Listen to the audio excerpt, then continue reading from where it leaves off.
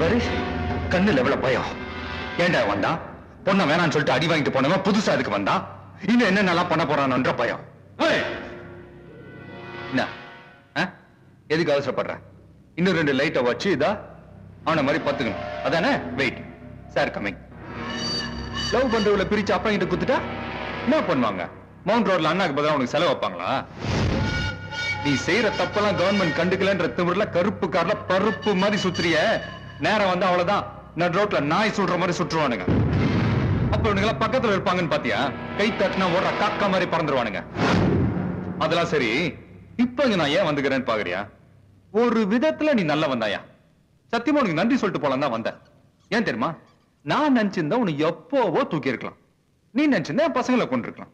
ஆனா நான் சொன்ன ஒரே வார்த்தையை நம்பி பசங்க மேல ஒரு கீறல் கூட இல்லாம அனுப்புனல்ல. உண்மையிலே அப்பதான் உன்னை பத்தி நான் நினைச்சேன். யாரோ தூங்குறதுக்கு